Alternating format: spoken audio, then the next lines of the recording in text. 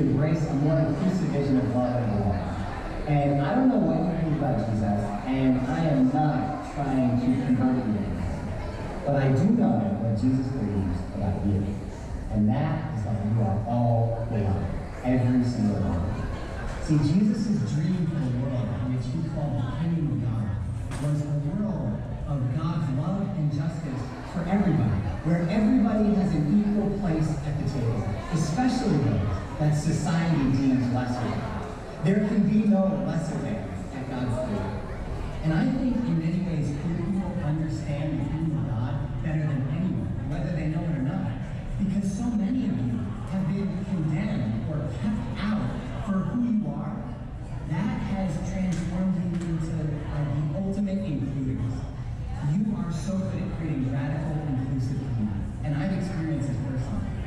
When I left my old church community and moved to a new town and began to deconstruct my faith, I found chosen family on a Stonewall people. There was already a Brian on the team, and so they called me Straight Brian, and I was very happy to be a sexual minority for once in my life. I was so blessed by the radical acceptance of this community. It was a place where I felt I could truly be myself, just as I was. And a safe space to be loved just as you are. To experience your own belovedness and your belovedness by God. That's what we all long for. It's what God wants for us. And it's what I want to create for others. And it's what I know many of you are already creating for many, many people in your lives and in your community. And this is why Pride matters to me so much. Matters for all of us.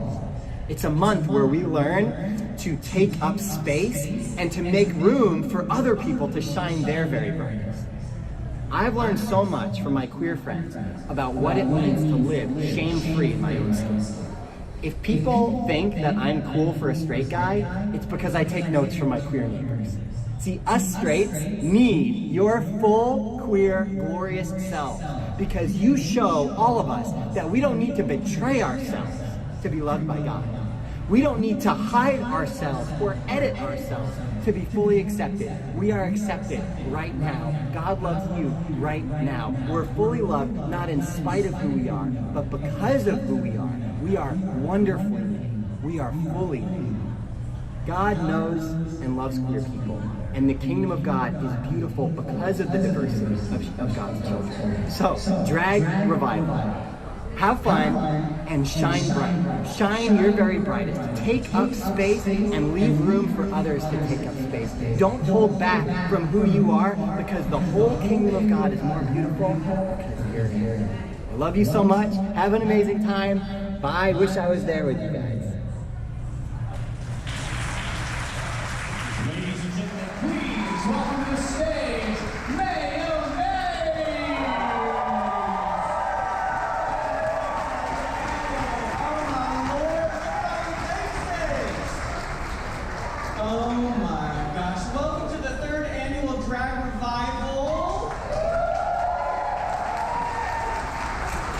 Make some noise if you were here for the very first one. Make some noise if you've been here for two of them. Make some noise if you've been to all three at this point. And make some noise if this is your very first drag revival. We love that so much. Well, thanks for coming. A little bit about how tonight's going to go. Act 1 is gorgeous drag people, queer people of faith, allies who are going to sing a number or share testimony or do some other fabulous talent for you. And then Act 2 will be the one, the only Flamy Grant. We are so thrilled to have Flamy. A couple things I want you to know of so you're going to be as comfortable as possible. There is food and drink in the back for sale. There's some beer. Let's thank our friends at Pivot. And the folks at Highland and all the other folks who have helped make this bake sale happen. It's so good. So you are here tonight to see amazing drag, to hear incredible voices, but we are also fundraising for the following orgs. Let me get through them all. Louisville Pride Foundation, Kentuckiana Pride Foundation, Southern Indiana Pride, Sweet Evening Breeze, Louisville Youth Group, and Drag Daddy Productions. make some noise? Tonight we're going to hear from a bunch of these folks, and just so you know, all of your baked goods that you buy all goes into the pot. There's also going to be opportunities for you to give further if you feel like donating. All of the money is going to be split between these doors. And then, if you're feeling so inspired as someone is performing, this is a little bucket. This bucket's name is Philip. Everyone say hi, Philip. Philip the bucket.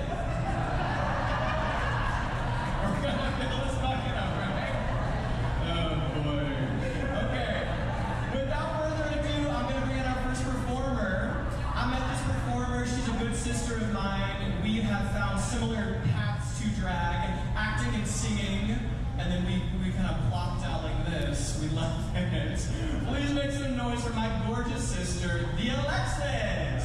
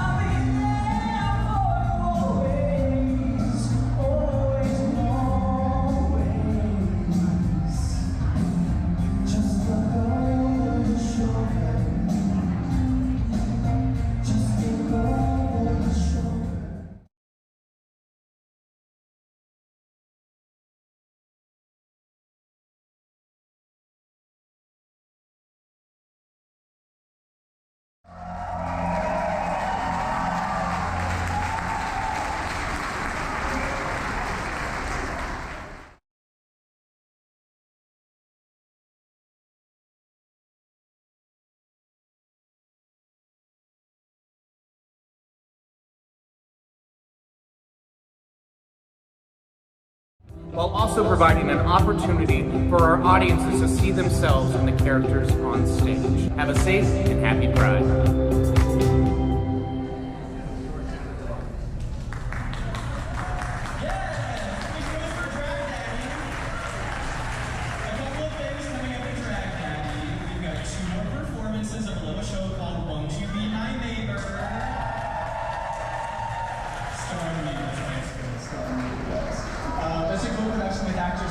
Saturday night is sold out, so if you want to come, you better get there on Friday. Also coming up is a musical theater trivia night at St. on June 28th. And then Drag Daddy's excited to be doing a Midsummer Night's Dream, a queer tell, or a queer reimagining of Midsummer Night's Dream, July 11th through 21st. Then Bent is a collaboration with Center Stage and LPF in September. And then come see us at the Kentuckiana Pride Fest parade and in the booth. Our next performer is a dear friend, also a musical theater performer. You may have seen our next performer in a recent production of Into the Woods as the Baker, or you may have seen him recently in Redline's production of Kinky Boots. Yes. Derrick will also be in a forthcoming production of The Color Purple. It's a cool collaboration. Yes. With actress leader. Please make it, please put your hands together for Derrick.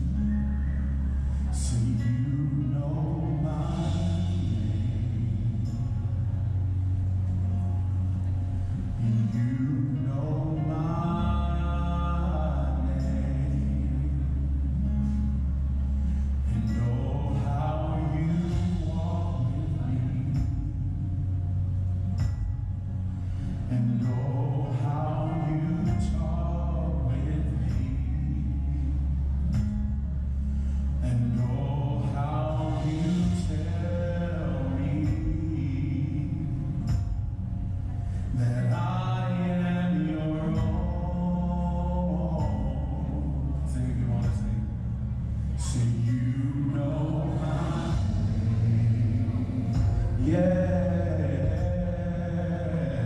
so you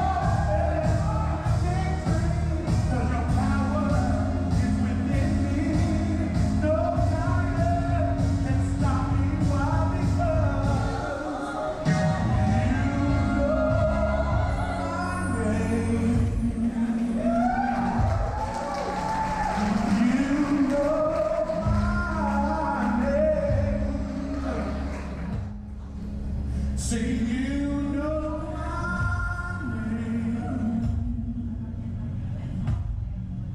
Say you know my name. How you walk with me. How you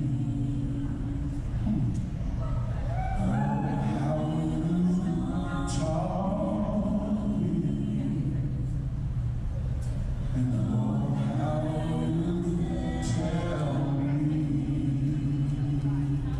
you tell me that I am yours.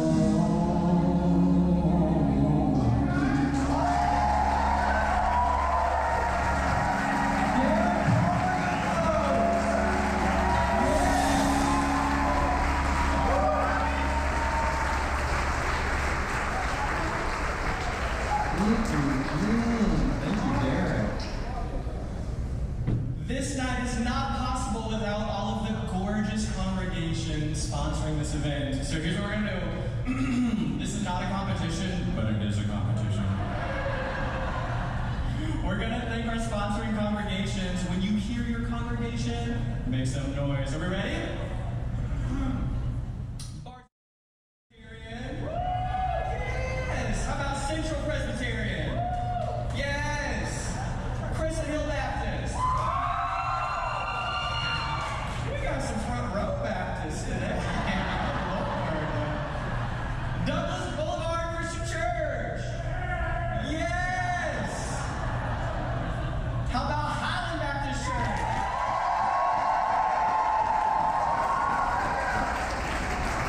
One or two, we like to see it. How about Highland Presbyterian? Yes. Emmanuel UCC. Come on, Emmanuel. St. Andrew Episcopal. Yes. That's either a good parishioner or a good friend. I hope you're covering up your How about St. Andrew UCC? Yes, look at y'all, there you are. I've got a hunch that our fog may have set off the smoke detector. It looks like it's tapering off. I'm gonna keep going. Or it could just be the spirit just not leaving the room from there. Okay, how about St. John UCC? Strathmore Presbyterian. Yeah, there you are. I don't care as long as that check clears, okay? How about Unity of Louisville? Yeah! Oh, we love them anyway, don't we? And any gorgeous folks from the beloved community center here? Yeah, I saw you. I knew you were here. Can we do one more round of applause for all of our sponsoring congregations?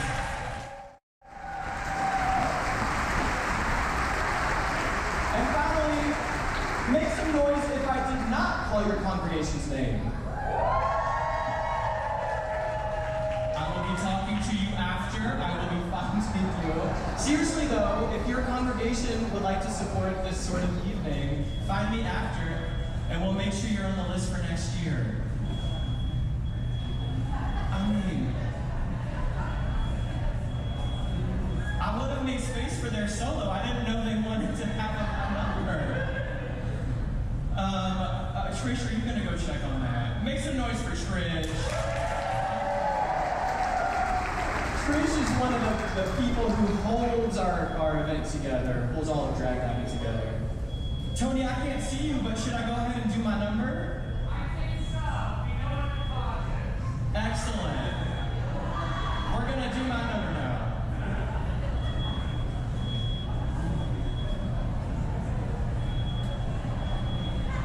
Does anyone like Mr. Rogers?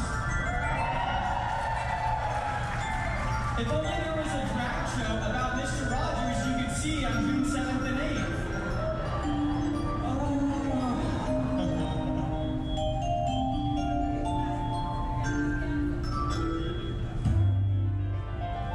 Mr. Rogers loved the big intro, didn't he?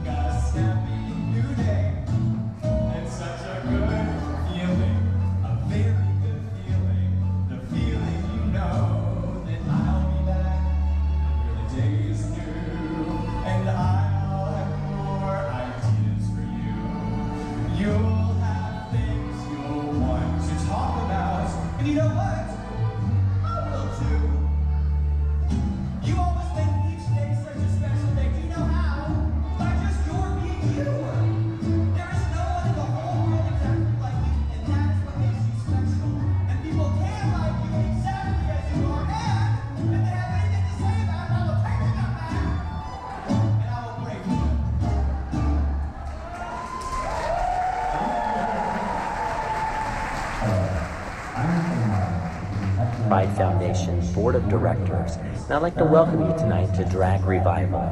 Thank you to Drag Daddy Productions for putting this wonderful event together, and thank you to the community for coming together to celebrate the LGBTQIA+ community. As you know, this is the month of Pride, and many of us are coming together to celebrate our diversity, our indifferences, and our differences, and most importantly, to love one another for our uniqueness and our individuality. At the Kentuckiana Pride Foundation, we're promoting social, economic, and health equity of Kentuckiana's sexual and gender minorities. We advocate pride, we celebrate our achievements, and we educate leaders. I would encourage you to get out to celebrate, whether it's at the June 15th Parade and Festival, celebrate with the Kentuckiana Pride Foundation, or to get out to one of the many events happening throughout the region across the Kentuckiana or the Kentucky Commonwealth. More importantly, it's important right now not only to celebrate together one another, to come together as a community, but it's to get out to vote and let your voices be heard. We need you more than ever today. Thank you so much to Drag Daddy for bringing the community together, and enjoy Drag Revival.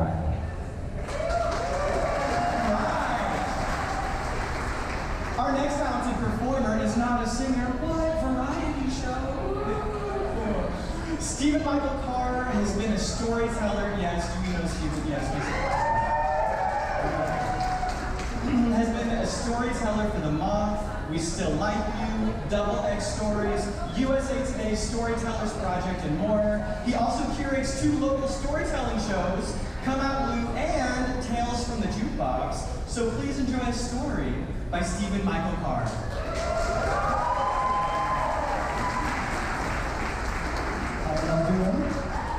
I'm so glad that we have like a lively audience this evening. So if you feel so moved whenever I say something that's funny, if you could just like laugh, or say amen or or anything like that, that'd be great. Cool? We good? Thanks. Okay. So, picture it. My husband David and I get invited to a pool party that is being thrown by our friends Dave and Mark. And honey, in this heat, getting invited to a pool party is the ultimate blessing. Can I get an amen? Yes. So, here's the thing. Dave and I met at Bellarmine University College, okay? Swords up, or whatever they're saying these days. And, after we graduated from college, Dave met Mark, and they had gotten married about 5 years prior to the beginning of this story, right? And if I'm being honest, they were probably our closest gay friends in Louisville, okay? So, from dinner parties to concert going to a lovely holiday tradition that I refer to as the Puff Puff Passover. They're part of our big queer family. And so, of course, we were delighted to RSVP as guests, and we showed up at their house, Speedos ready, Bud Light Lime, ready to soak in the pool, And we're there for about 5 minutes, and David and I are lathering each other up with sunscreen because safety first, kids, right? And we look around and we realize there are an awful lot of straight people here. In fact, aside from Mark and Dave, we're the only gay people at this pool party that is being thrown by a gay couple. And I thought, that's really weird. So, show of hands, who has ever been the only other in a room before, right? You notice it almost immediately, right? It's a survival mechanism. So, I was like, well, this is really interesting. And about 45 minutes into floating around, I'm a few Bud Light lines in, and I overhear Mark saying to somebody at this pool party, oh yeah, this is the straight pool party, and we're having a pool party for the gays next Saturday. Now, like I said, I'm a few Bud Light lines in, so it takes me a few seconds to calculate, right? The wheels are turning, and I think, well, I'm gay.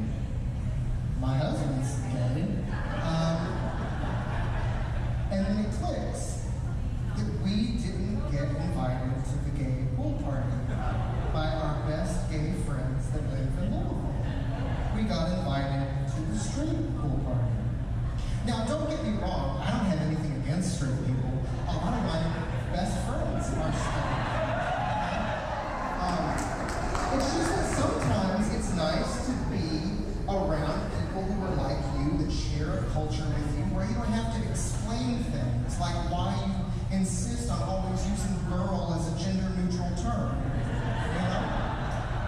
And so while we should have felt, blessed and highly favored to be invited to any pool at all, I must admit to you all this evening that it hurt my feelings that we did not get invited to hang out with the girls right at the pool. And I knew exactly why, which brings me to the coming out portion of this story. I stand before you this evening to loudly and bravely proclaim that I am a Baptist. Yes, a gay Baptist. I am an ordained Baptist deacon, right? Thank you. And so, a thing that often happens when I'm in queer spaces and I get outed as a Baptist for whatever reason, sometimes people look away. Sometimes people just kind of try to shimmy on over so that they don't have to talk anymore. Or sometimes even people will try to pick at me and say stuff that is supposed to get me all riled up about God or whatever. And it normally never works. But just so we're clear, right, because all of these assumptions that often get made about me, I want to be clear about 4 things, okay? 1, I'm not an evangelical. I'm not out here trying to convert anybody. 2, I don't believe that hell is a literal place.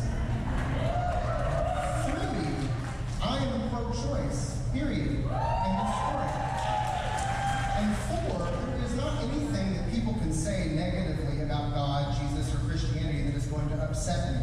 I am like my mother in many ways, but that is not one. So I'm sitting over in the corner of this pool, right, slightly buzzed and just kind of brooding and upset about the fact that I didn't get invited to the gay pool party.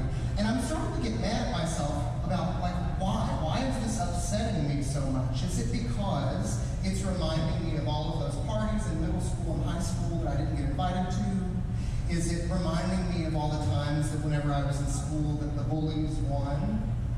And when I have that thought, a little light bulb goes off in my head.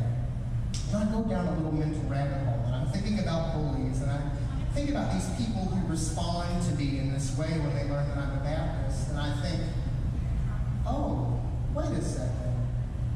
For those people, maybe I look like the bully.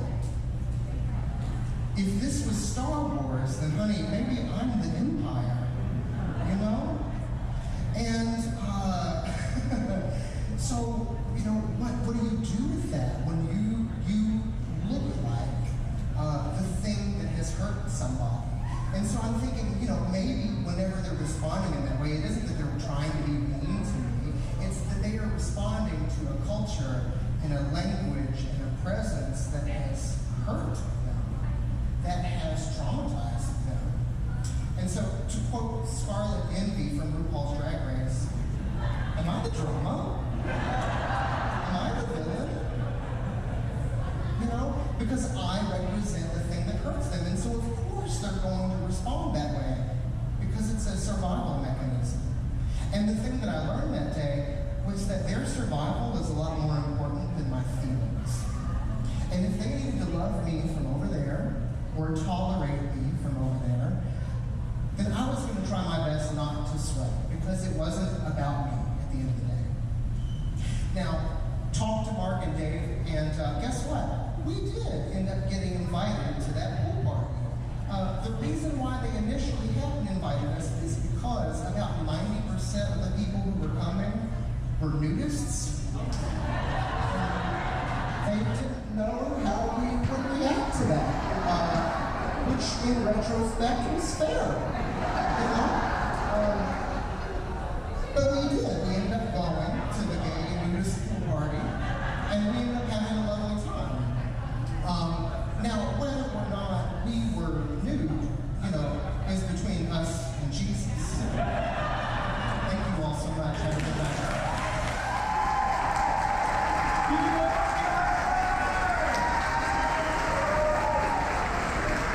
One of the amazing things about being queer is that we get to choose our families, right? We often, out of necessity, choose our families.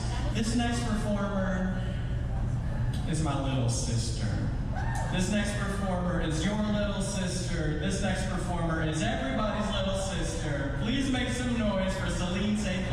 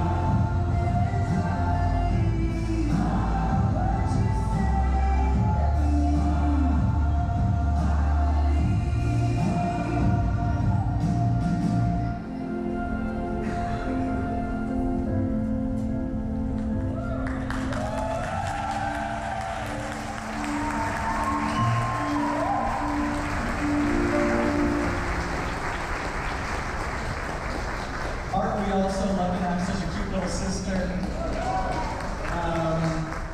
Okay, y'all, we've got a real treat ahead of us next. I met our next performer because they kept coming to a play that I was in. I was in a play called The Inheritance. Did anyone come see that? Kudos to you. It was a 6-hour play. You had to come 2 separate days to see it in chunks. That's not a joke. But to my astonishment and our castmates' astonishment, this young man kept coming and sitting in the front row, and we noticed because he was wearing a cape every time. And we would go back and be like, who is in the front row in a cape?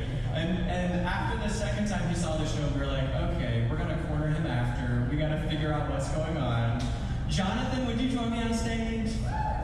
Yes, make some noise for Jonathan. Jonathan and I got to talking and realized we had a ton in common, mostly religious trauma. Make some noise if you can relate. Jonathan, would you share a little bit about what you were talking to me about or what we're about to see here? Yeah, you're privileged to. Thank you. I'm Jonathan. Thanks for having me. I grew up in a Southern Baptist family, and I was a pastor's kid. So, great start to the story. I was baptized at 7 years old, and around 11 I realized that I didn't quite like girls. But in reading the Bible, it made it seem as though God created me just to be unable to receive life He offered. I spent years exploring relationship with faith and sexuality. The depression was real. But I had a born-again experience at 18 years old, starting going to an evangelical church, where homosexuality was a result of the fall, something to be crucified and replaced with Godward affections. I was a celibate Christian who struggled with same-sex attractions. I started education at the Southern Baptist Theological Seminary. I can just stop now. So as you can probably guess, I was learning from a very uber-conservative framework, no errors in the Bible, literalist interpretation. Once I started noticing contradictions in the Bible, recognizing that God seemingly does some pretty indefensible things, and generally seeing that the interpretation I'd been taught was inherently flawed, my doubts and questions showed me that maybe God wasn't how I thought God was. Maybe it was more complicated. After opening it up to pastors and friends around me that I wasn't sure I believed most of the evangelical message anymore, and that I was open to dating again, things began to spiral. I was told I was being led by my emotions and my desires, evil things, that I had evil desires within me leading me astray from their interpretation, that I was, quote, trying so hard, unquote, because I knew deep down that I was leading the truth. My best friend from seminary, who asked me to be a groomsman at his wedding, uninvited me from being in the wedding after I confessed my doubts and my openness to my sexuality again, due to the possibility that, check this, my presence might signal to his gay brother that he supported such a sinful lifestyle. That was like the perfect staples button. It was like, oh. These things all hurt. And yet, despite it all, I hold out hope. I hold out hope that I am walking in truth about who I am and how I see myself in the world. That maybe humankind's attempts at explaining God and the divine are woefully erring. That maybe if God is there, God is so much more loving and kind than I can imagine. That God would sit with me in the confusion, in the pain, in the doubt, in the anger. And God would love me as I figure it all out. Rather than standing up here and declaring some universal truths I know to be true, I'm learning to be content, wrestling with God, wrestling with the unknown, wrestling with myself and past versions of myself. The piece I'm going to play tonight hopefully encapsulates both my struggle to root myself in tradition and faith, and also the beauty of the faith journey in the first place. Not just where you end up, but how it leads you in the path along the way.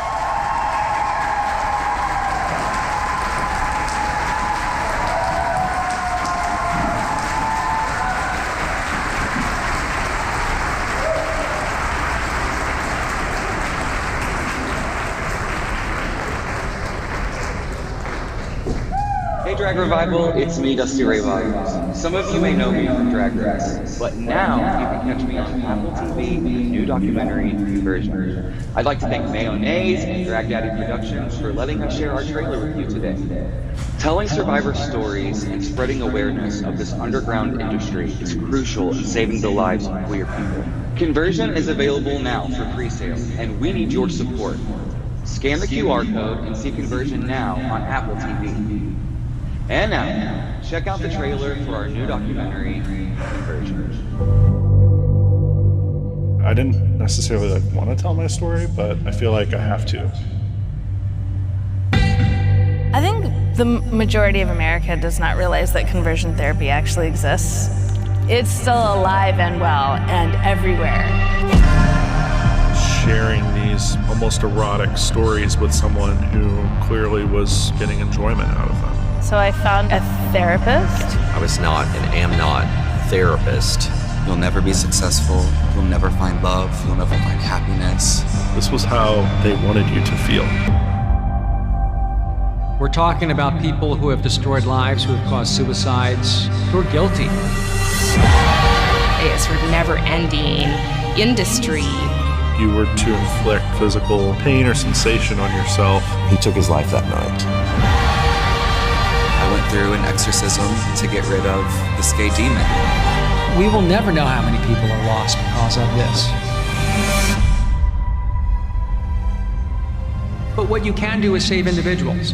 We are going to save future lives. We are going to be more persuasive to parents. I feel like conversion therapy changed so many things about myself. The one thing it did not ever change was my sexual orientation.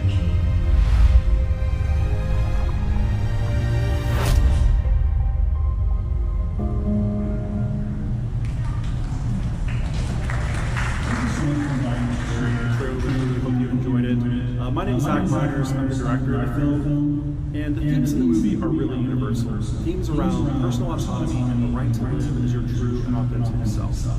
So please, if you can get on social media and share using the hashtags #ConversionMovie and Not Alone. We are independently financed and produced, and so we are really relying on pre-orders in order to boost the algorithm and ensure that everyone can see this film. Especially those closeted kids, closeted queer kids that are out there, and the misguided parents who we really made this movie for.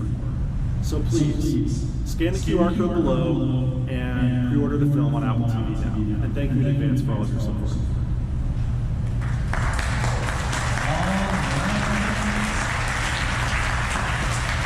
I think they made a really good point at the end of that video. It is straight folks who we need to help understand why queer people need safe spaces. I think that's a really powerful message, especially for folks of faith, like those of us in this room. Which leads me to our next performer. I had the immense privilege of sharing the stage with Miss Pat Mathison. Yes. We'll clap bigger. Hold on, we're gonna clap bigger. Miss Pat and I were in a production of Into the Woods together. I was the baker, and spoiler alert, she was Jack's mother. Here's the spoiler. She dies in Act 2. And every night for several weeks, I got to hold Miss Pat in my arms as she died. It was awesome! That's how Pat and I met.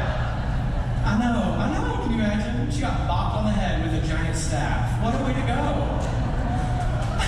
Can you imagine? The thing that I love, and as we developed our relationship together, Miss Pat is not only an insanely talented performer, she is one of the most steadfast lovers of God and one of the most steadfast allies of queer people I've ever met.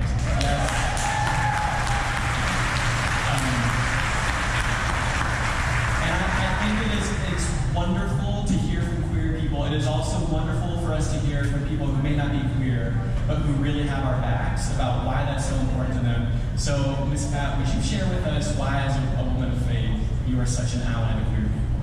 Amen. Yes, and you know what? I think that we all can learn a lesson in this. You know, when we're developing our faith and our relationship with God, it's an individual thing. So we all get to have an individual choice. I will say this, as a black woman, I understand the struggle. I understand the struggle. I understand seeking to be accepted in spaces that people say you don't belong. That's real. I understand that.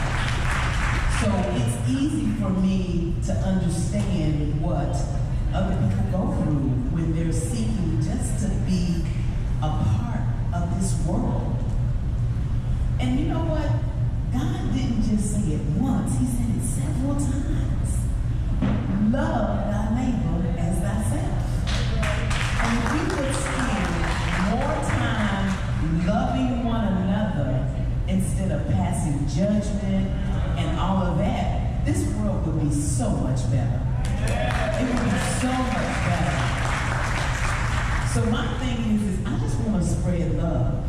When I meet beautiful people, I extend love. I mean, and when I met Andrew, listen, they helped me through that whole production. I didn't know anything about Into the Woods. I didn't know what I had got myself into. I had no clue. I didn't know the storyline. So they literally pulled me through that production. And, you know, and as I began to get to know them, it was like they just became family. They invited me to their house, and I don't think they thought I was going to come, but I showed up.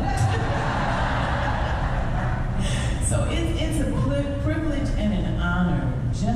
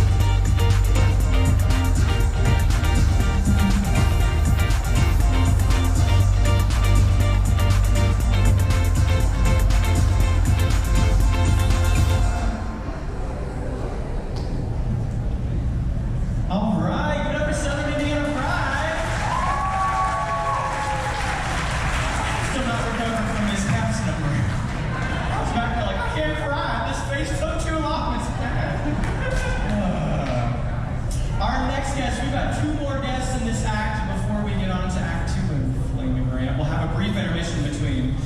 Our next performer is a gorgeous drag sister of mine. I love her mostly because I call her up to do weird gigs and she'll say, yeah, let's do it.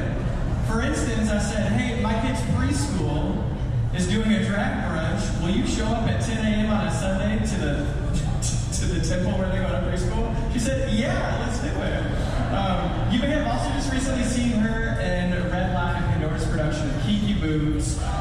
She is a Broadway gal through and through. Please give it up for Miss Nina Nashe Rose.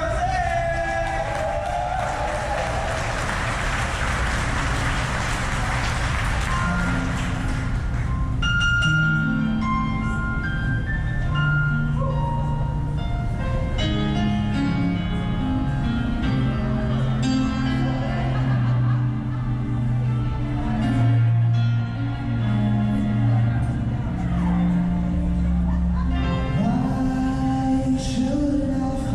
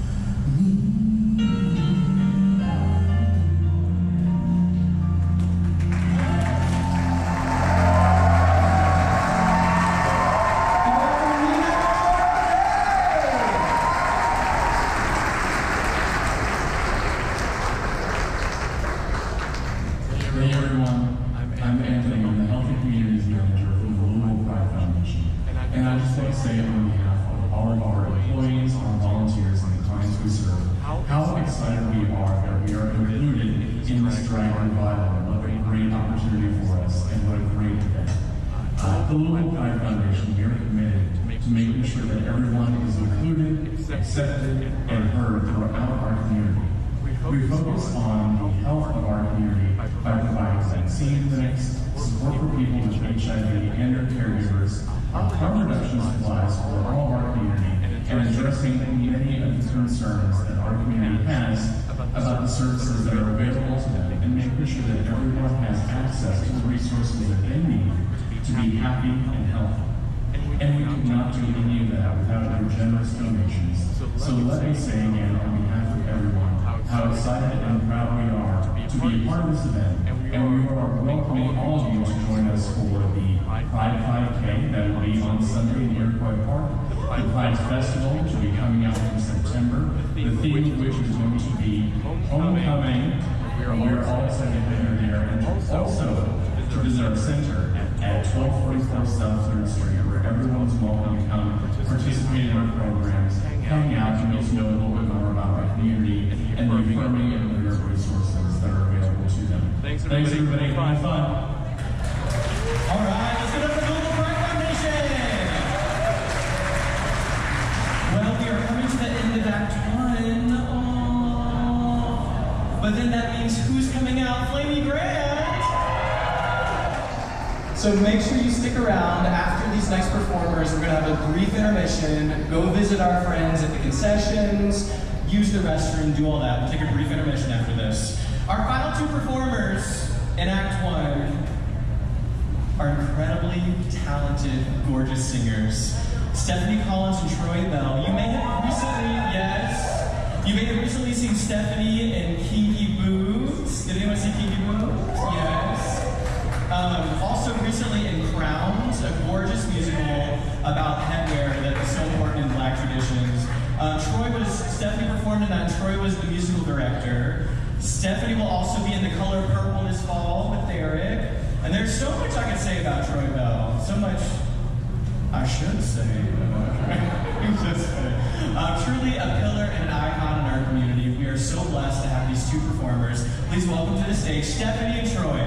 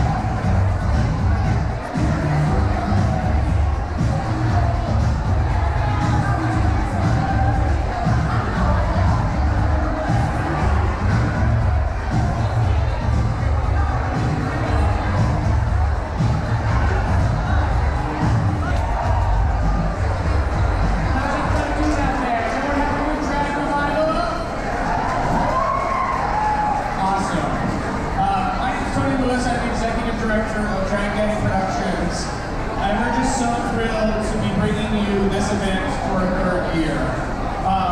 This event was the brainchild, as many of Drag Daddy's projects are, of the one and only May. So I'm going to bring her out here on stage. Come on out, May.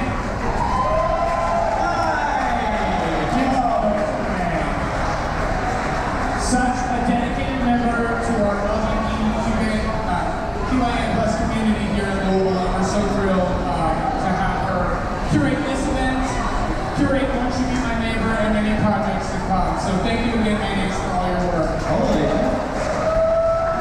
When May brought this project to Drag Daddy, I consider myself a recovering Catholic, as I know a lot of queer people do out there in the world.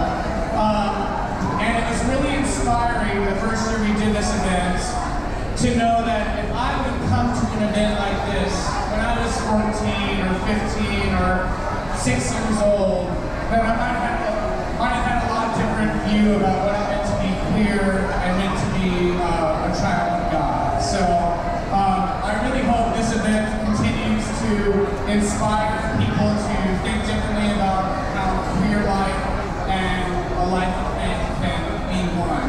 And I really want to thank Mayonnaise for making that a reality here in our city. So one more round of applause for Mayonnaise. And a few months ago, Mayonnaise said, hey, I think I might have booked our headliner for Drag Revival. And I said, tell me more, May. So, tell me more, May. Yo, y'all know about Flamy Grant, right? And she's gonna tell you, we're gonna hear a lot about her story, so I'm gonna keep this super brief. But Flamy Grant is an award-winning, Billboard charting artist. She is shame-slaying, hip-swaying, singing-songwriting drag queen from Asheville, North Carolina. A lot of folks got real mad when her 2022 debut album topped the Christian charts. And I think we're going to hear a lot about that tonight, so you've heard enough from us. I asked Flamy, how should I intro you? And these were the words I was told to use. Please welcome your favorite gutter girl at the church altar, Flamy Grant!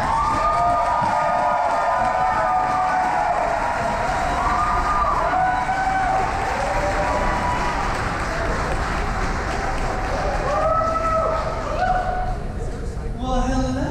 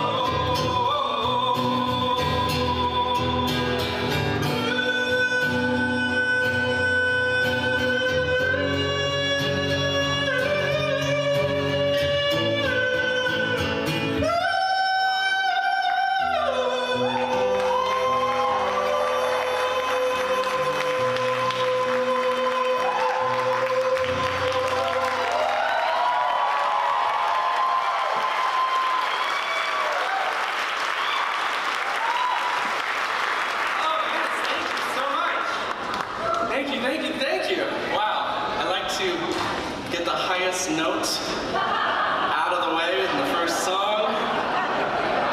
It's all downhill from here. Hello, hello. Well, can y'all please give it up for the entertainment you have had tonight?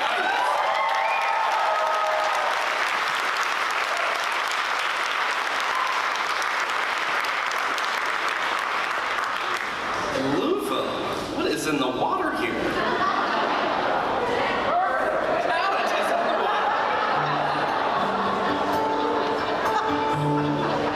Well, this is a song. This is a song about queer wisdom and how queer people can save us all if folks would just let us.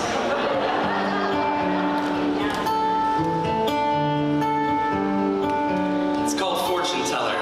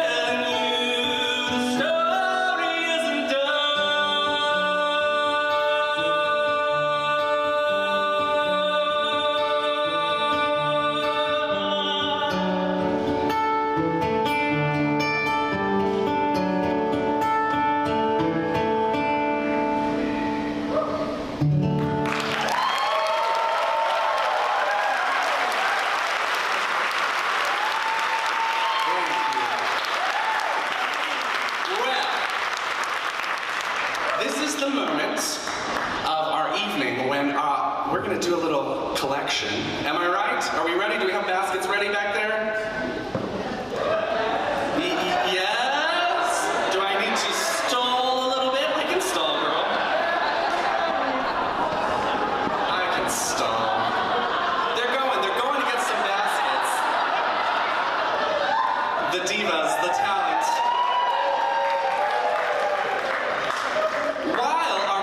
collection is being passed, I'm going to sing for you a brand new song. Just came out about a week ago. It's called Sparkle. It stands for Stay Proud, Radiate, and Keep Laughing. And tomorrow, I'm dropping the music video for the song, so keep your eyes peeled for that. Which stars, we've got one of the stars of the music video in the room right here. So DJ, let's play that track.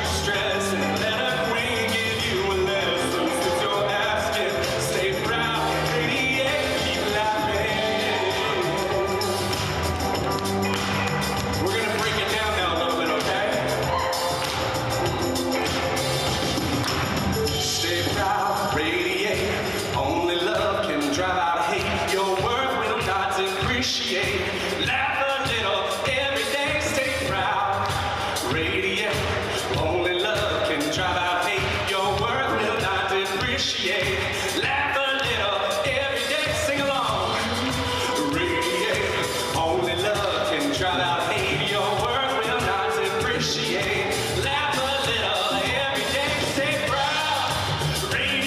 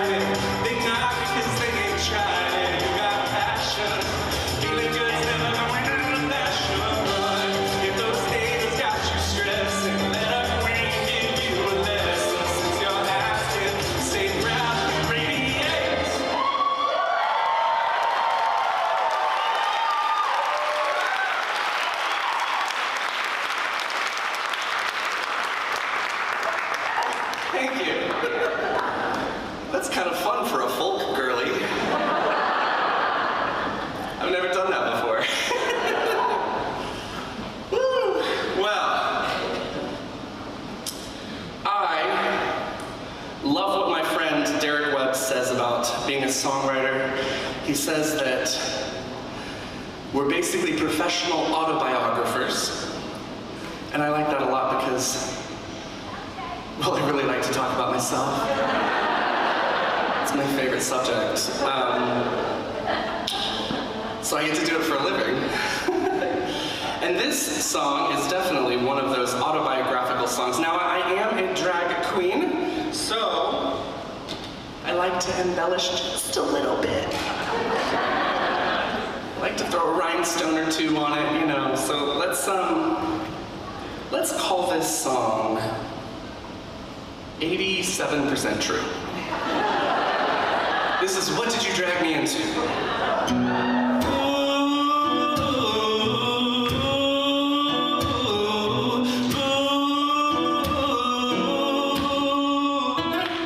Picture this, an American scene, lost in the cover of a magazine. Bible Belt baby wanna be a queen. Love mama tried to keep a little boy clean.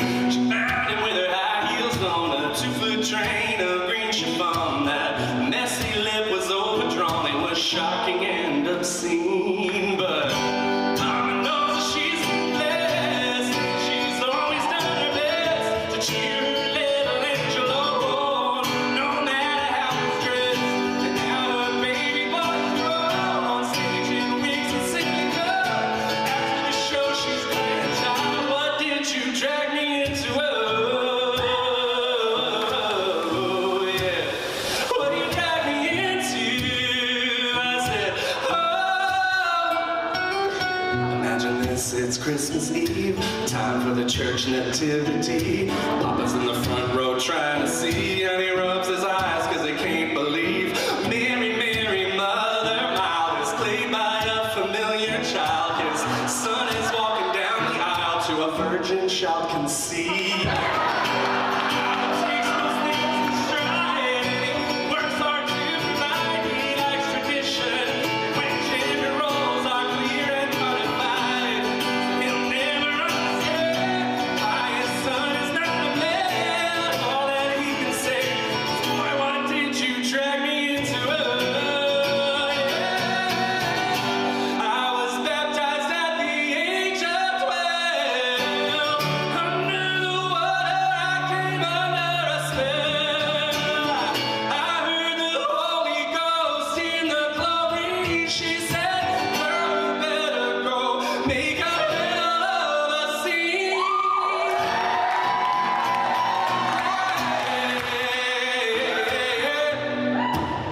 Girl, you better go now. Oh, la, la.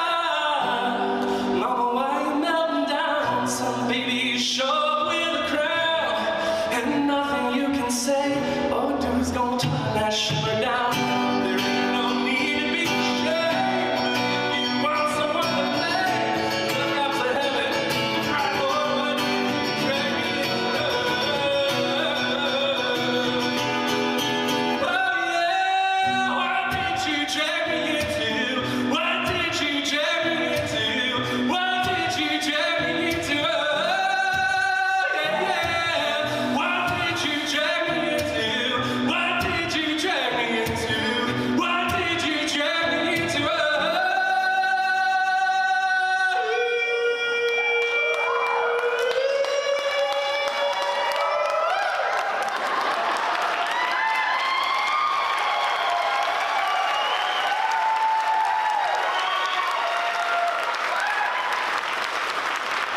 Thank you. Oh, goodness me. Well, since we're singing songs about the church I grew up in, I got a good one. Anybody else in one of those families where you were at church every time the doors were open? Sometimes when they weren't because you had to mow the lawn and things like that. That was me. $5 for about 5 acres of mowing. You do the math. Child labor. I heard a lot of Bible stories in Sunday school growing up, and almost all of them were about dudes. lots of Joshua, Moses, Jephthah. I don't even know why I know that name. Who was that? Anyway, I decided I wanted a song about some of my favorite Bible stories. Some of the unsung heroes, if you will. Let's sing about the unsung heroes. This is called Esther, Ruth, and Rahab.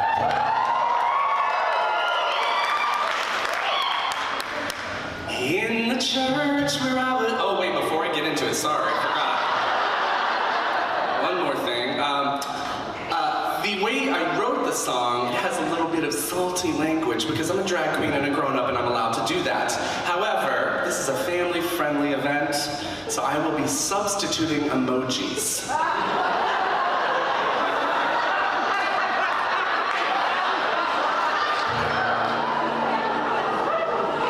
In the church where I was raised, all the women hid their hair with what can only be called doilies made of lace.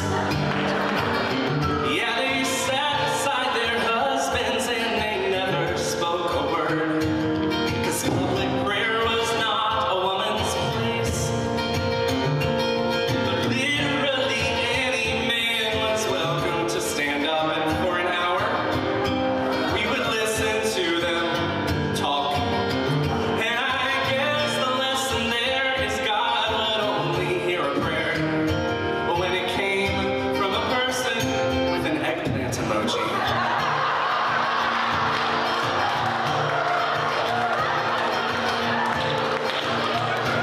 Rooster also works. As a kid, those Sunday mornings made me restless, bored, and numb. And my Bible was the one way to pass time. So I spent the hour in search of stories brimming with suspense. And I found Esther, Ruth, and Rahab were sublime. Castaways who have written and now played an immigrant ancestor to the incarnate divine. Everyone has a star that lights their way. We see our paths by someone else's shine. Well, Esther, Ruth, and Rahab, they were mine. Every Sunday I would find a brand new story of a girl who maybe some patriarch meet his match. Now they were painted as conniving, but it wasn't hard to see that secretly most men just fear the kitty cat emoji. It's true. Deborah's military mind, it brought peace for 40 years. The witch of Endor, she saw right through Saul's charade. Of course, Eve said, screw the system, I am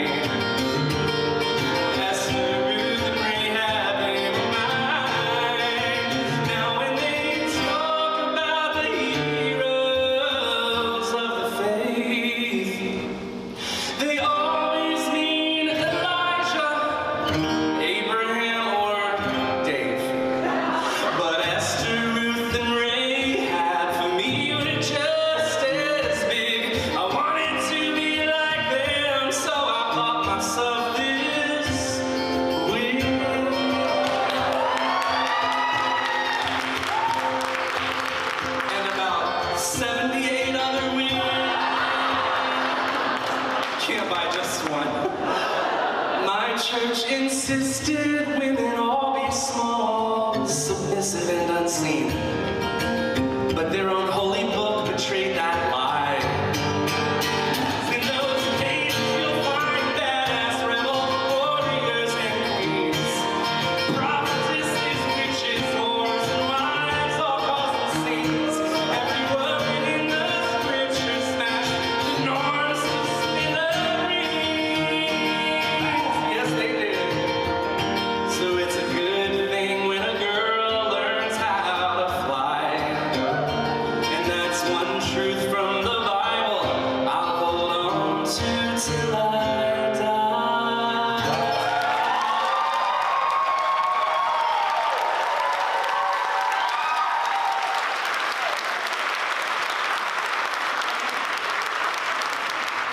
Thank you. I don't know if it's possible to get just a little bit less of the low end of the guitar in the wedge, in the mix up here, but if so, that would be superb. The bass is bassing on stage, darling. Well, I've got a new record that's coming out in September, and thank you. If you'd allow, I'd love to do one or two new songs from it tonight, maybe even three. Yeah, I think we got three. This one is, sorry, I'm very bad at multitasking, tuning and talking at the same time. Not in my skill set. This song's called Hard to See Me Happy. Y'all know the verse, where there is no vision, the people perish. Yeah, I believe that. I've lived that. I think most queer people who grow up in America live some version of that, where we're told there's no happy, hopeful future for you. Especially in the church, especially as a queer Christian, that's not really an option for you. You don't have anything ahead of you except for despair and sorrow and isolation. And it can take a long time to undo the damage that message creates in us. So this is it's another autobiographical song. And there was a radio program, I don't know if it broadcast up here on Christian radio in the 90s. It's called Dawson McAllister Live. Anybody? A couple of you remember that? Yeah. I don't know who Dawson McAllister was or what qualified him to give advice to teenagers on the radio, but he did. Every Sunday night, kids would call in to the Christian radio station and Dawson would answer their questions. And usually it was stuff like, oh gosh, my mom's such a jerk, how do I deal with my mom? Or, whatever was pressing for teenagers in the 90s. I don't know, I can't remember. But I tuned in because every once in a while, someone would call in and ask the question I was waiting to hear. And it was the first time I ever knew I was not alone. So this is called Hard to See Me Happy.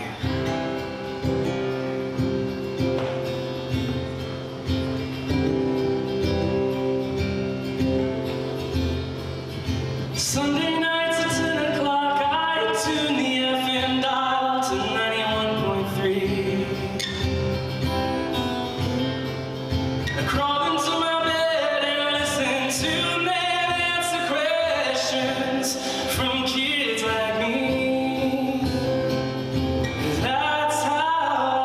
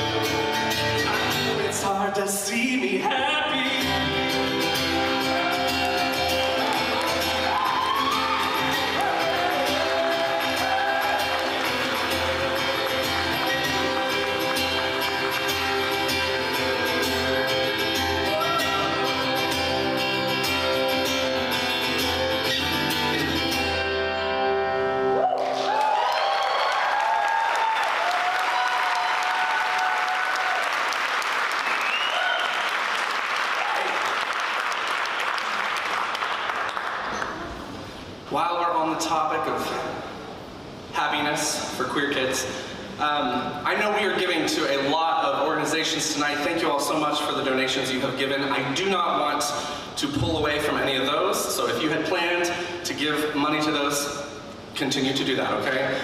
If you have a couple extra dollars, I'm touring right now in support of an organization called Campaign for Southern Equality. Do y'all know this organization? Anybody? Good, that's why I'm here to tell you about that. They've been around for about 15 years. They're headquartered in Asheville, North Carolina, my hometown. And they've done all kinds of work over the years, but here most recently, they've been working to make life better for families with trans youth in southern states. Kentucky is,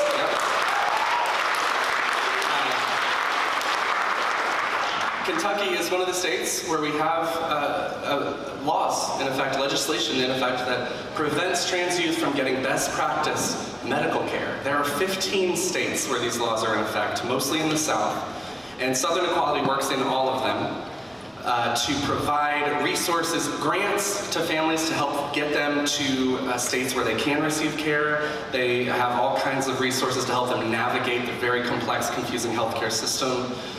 They've got support groups, all kinds of ways that they're trying to make life better, specifically right now for families with trans youth. So if you have a couple extra bucks, there's a basket back there on my merch table, and there's a little sign that gives you a little more information about this program. It's called STEP. Let's see if I get it right. Southern Trans STEP. Why? Southern Trans Youth Emergency Program. Because it is an emergency, right? These laws are popping up left and right, and families are in dire need. There's actually, I think 90% of trans youth in the South have to leave home just to get basic best practice care. So that's what Southern Equality is doing.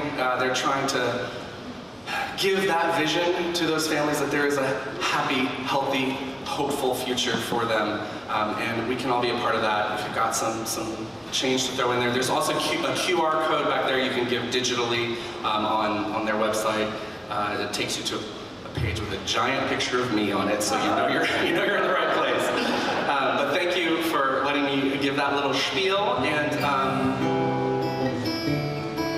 And so I'd like to sing another song that is kind of about that experience. For me, I started doing drag in pandemic, in earnest. I had gone out and drag a couple times. I was a Halloween queen.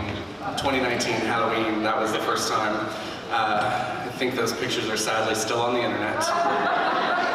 But once pandemic hit, you know, we all had a bunch of free time on our hands, sheltering at home. And I didn't, I couldn't get my hands on a sourdough starter, so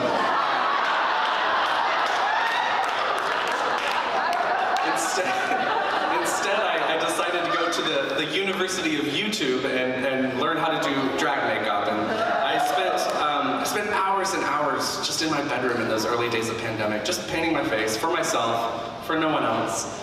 And it was magical. It was a very magical time for me. It awakened something that had been long dormant, long dead inside. I remembered stories of me as a kid getting into trouble for pulling my mom's heels out of her closet or ruining a tube of lipstick. And it just enabled me to reconnect with a younger version of myself. I think we call this inner child work, is the phrase.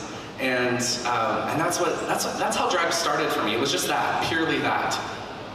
Me alone in my bedroom in pandemic, painting my face, often crying, and talking to my younger self and saying, babe, all that shame that they heaped on you for just doing what came naturally, for just following these instincts and impulses. You were 3 years old. No one was grooming you.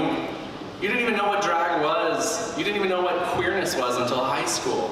This was just in you, and you got shamed for it.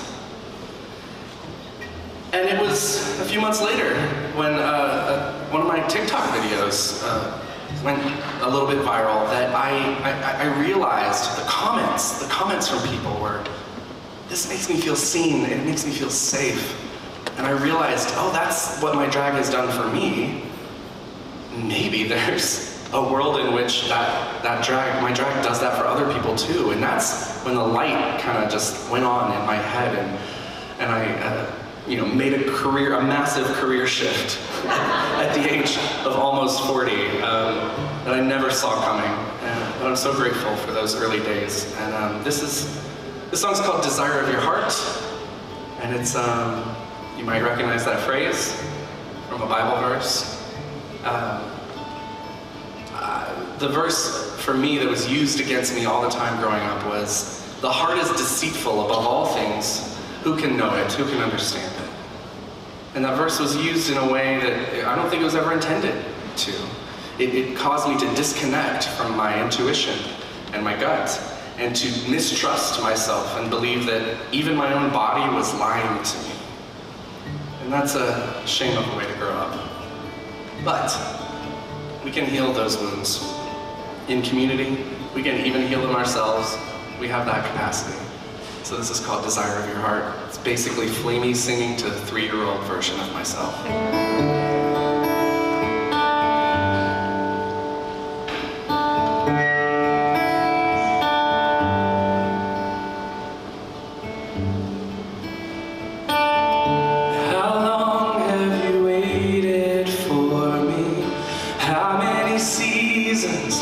How many stormy skies moved in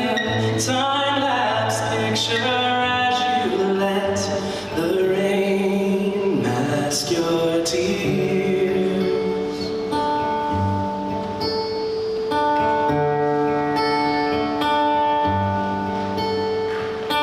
How many fools tried to write your story?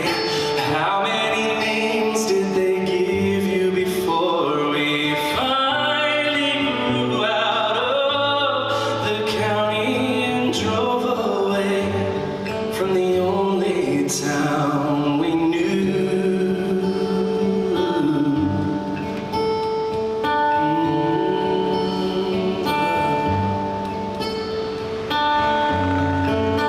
There was nowhere the bastards wouldn't try to drag you down. It was so rare to find a place where you could dream out loud.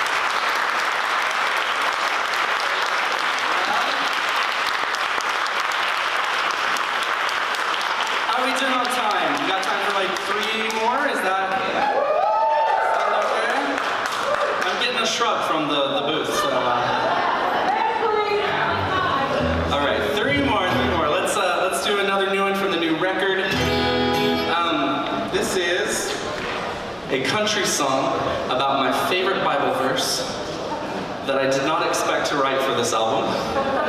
It wasn't on the list. But one day I sat down to work on my list, and my muse was like, you know what, we got something else to do today. I was thinking about evangelicalism. That's what I grew up in. Anybody else? Yeah, oh, you don't have to woo for it. There's other noises you could make to self-identify as a former evangelical, but you know, I just feel like there's such a difference from the evangelicalism that raised me. Not that it was great. I'm not giving it a pass. But there is a difference from what I was raised in to what we've got today. This very politically motivated, power-hungry, I won't even call it a faith because the beliefs are whack. So I don't know. My favorite Bible verse is Micah 6:8. Yeah, some of y'all know it. What else is required of you except to do justly, love mercy, walk humbly with your God. With your God, right? Humbly. Does that describe evangelicalism today? This is called old religion.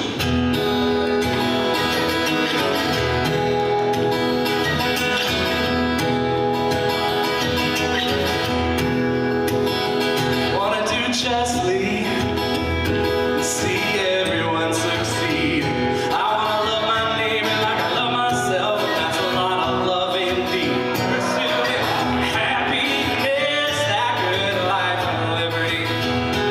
When justice rolls like a river, we'll know everybody's free.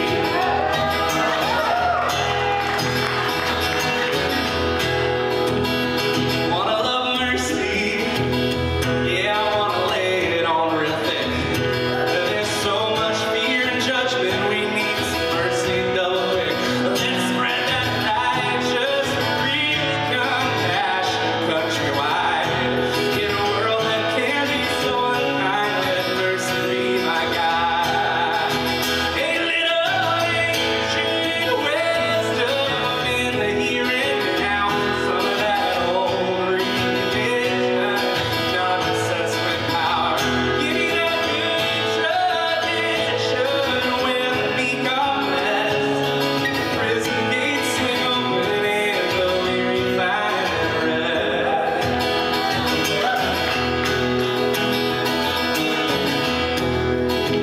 I wanna walk humbly with the God who speaks to me. There will never be a single faith where everyone agrees. I may not know it all, but I reckon that's alright. Don't need every answer, just a simple guiding light. A little ancient wisdom in the here and now. Some of that old religion, not obsessed with power. Give me that good tradition where the meek are blessed. The prison gates swing open and the weary find rest.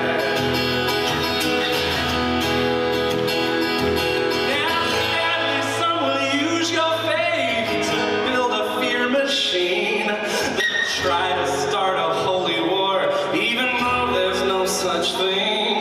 Those power-hungry men will call you wimpy, weak, and woke. But the humble, just, and merciful are the strongest that I know. Little ancient wisdom in the here and now. Some of that old religion, not obsessed with power. Give me that good tradition where the meek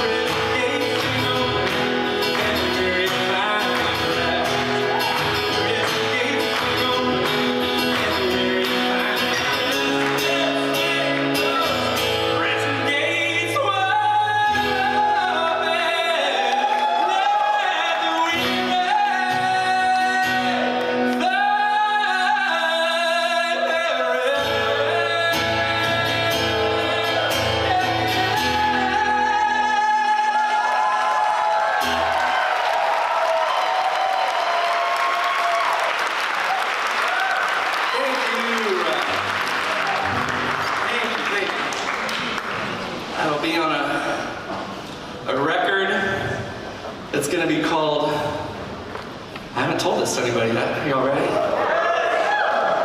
Keep it to yourselves because I'm gonna announce it online next week, but the record's gonna be called Church.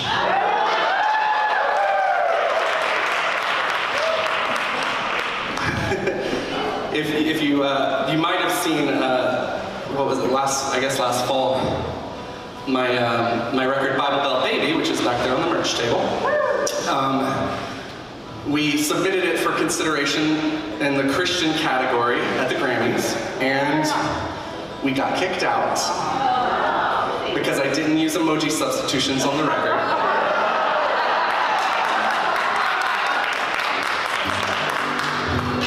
So this time, this record, we're playing by the rules this time. There's no swears, and it's called Church. And I'd really love to see the Grammy committee kick it out for any reason other than being bigots. Not that a Grammy matters really in any way, shape, or form, but representation does, and I think it'd be pretty cool. So. I got two more songs for you. I'm gonna spoil the ending. I'm gonna close with "Good Day," which is the song that, the song that made it to #1 on iTunes charts last year, thanks to a little bit of an online kerfuffle.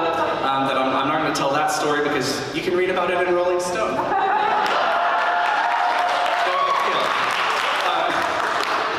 But I would like to tell the story of how "Good Day" came to be and where it came from. I opened with a song that was from my former worship leader life, I Am Not Ashamed, and "Good Day" is from that same time period. I wrote "Good Day" for the church that I was a worship leader at in Southern California for about 8.5 years. It was very cool, very progressive, inclusive, LGBTQ affirming space.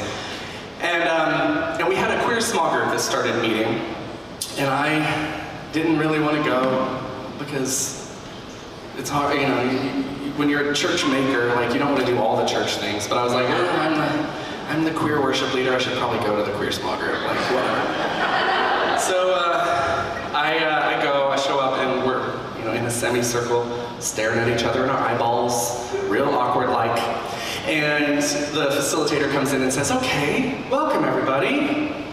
Let's have an icebreaker. Let's go around the room and everybody just share, how did you reconcile your faith and your sexuality? And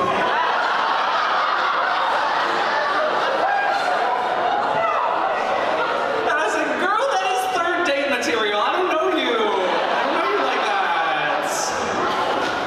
And I'm an Enneagram 8, if you know what that means. So I got some more. I put my hand up and I was like, I'm getting this over with immediately. And I was like, look, there's nothing to reconcile because, like, calling myself a Christian is like a hard thing for me to do right now, so I just don't, and that's it. Next, you know. I was just like let's bypass this question any way we can, and then we went around the room, and everybody else decided to be an actual human being and get vulnerable. And do that thing that you do sometimes when you're in small groups like that. And it was, of course, it ended up being a beautiful night with lots of tears and good conversation. And for me, the takeaway that night was hearing everybody in the room talk about why they're still here, why they're still at it. Why are we still at church as queer people? You know, Christianity, mainstream American Christianity, like, largely doesn't want us. What are we doing? Why are we still elbowing our way into these spaces and taking up space? And everybody that night had something to say about why they were there. And for me, the common thread was, I grew up here. I know what it's like to come up, we've already talked about it, to come up with no vision, to be told that the only thing that awaits me is sorrowness and isolation. And I want to give that next generation, because I know I'm not the last queer kid to come up in evangelicalism. I want to give that next generation, yes, like they wanted to model that for other people. And so that's why they were stubbornly planting their feet in spaces that are hard. And you can imagine I felt about this big when we finished. And so I went home and sat down with a blank sheet of paper and basically blacked out for 2 hours. And when I came to "Good Day," was on the paper there. It was a gift. It was a gift from the people in that room that night. And now it's a gift that keeps on giving, thanks to those folks. You know, I get calls from churches on an almost weekly basis asking if they can do Good Day in worship. Can we have the chord chart? And I say, yes, girl, you can do the drag queen song at your church, please. So I love that. I love that that happened with Good Day. And I have a little bit of a complicated relationship with it because it's a song I wrote for the ones who stay. And I don't believe that it is every queer person's job to stay in places where they're being harmed. Right? You can't, it's very hard to heal where you're being cut every week, right? So, I look at it as a volunteer position to stay, right? It's a volunteer role. Some people are well suited to it and have the disposition for it. And we're so grateful and we're so thankful for those people because we do need that representation. But I just don't think it's for everybody. And I didn't want Good Day to be my only, my final word on the matter. So maybe it matters to no one else, but it matters to me. I wanted to write the song that's kind of balances the scales, maybe the flip side of Good Day. And so that's what I'm gonna sing for you now. And then I'll close with Good Day. But this first song's called If You Ever Leave.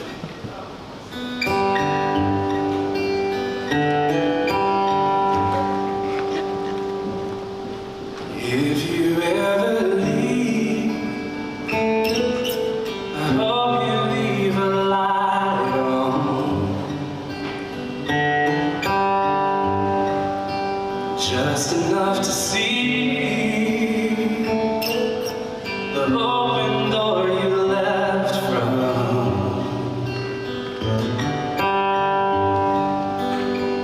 For you go, deck the halls with something bright and queer. A big rainbow, they'll pull it down, but they'll still know that you are here. Only taking what you need, a little time to grieve. If you ever leave, if you ever go, please go easy on yourself. 'Cause everything you know was planted there by someone else. There's no such thing as one true religion, babe. And a God who makes you clean to hatred for yourself is not a God who saves. It's mirrors and smoke. Remember, all of it's for show. Should you ever need to go, you became the martyr they groomed you to be, bleeding on the altar of fraud. It's the greatest love, but if you ever leave, you'll never see the face of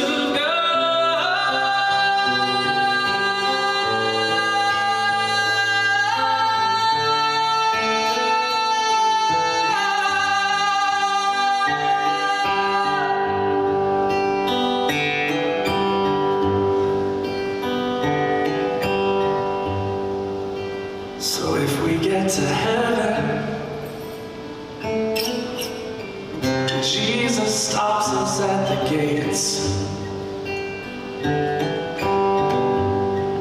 If he calls our love transgression and says I didn't die for gays.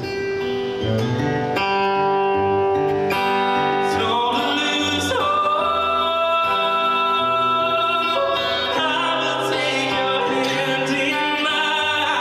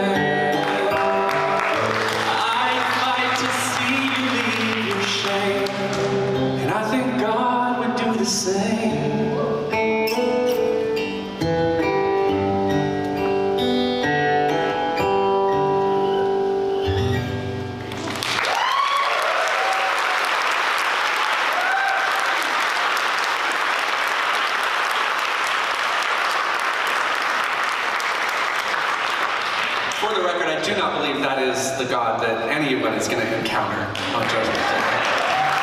But just in case I'm ready.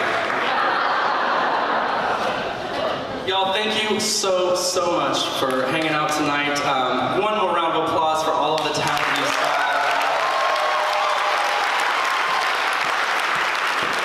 Keep it going for everyone working the sound and the lights, running baskets, running the concessions on the tables. Thank y'all for making this incredible night happen. I'm so glad I got to be part of it. What a joyful space. And again, what beautiful people you are. I'm so happy that this is my part. I'll never forget the first time I played in Kentucky.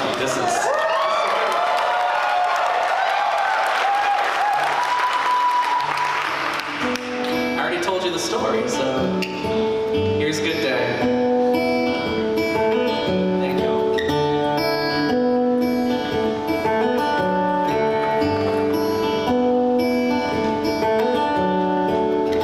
It's been a while since I sat with you without a knot in my chest or